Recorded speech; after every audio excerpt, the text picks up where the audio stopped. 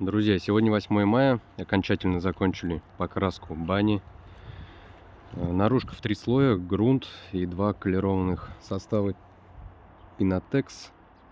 Торцы отдельно в белый цвет с фасками. Поближе покажу углы, фаски, торцы. Все до годовых колец, красочка укрывная.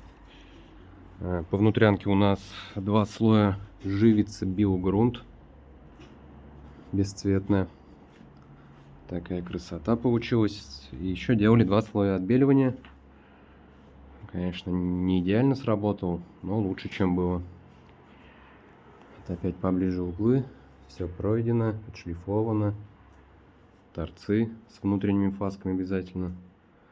Верхними, чтобы было легче конопатить. Всем спасибо, подписывайтесь, работаем в Ивановой области. Пока.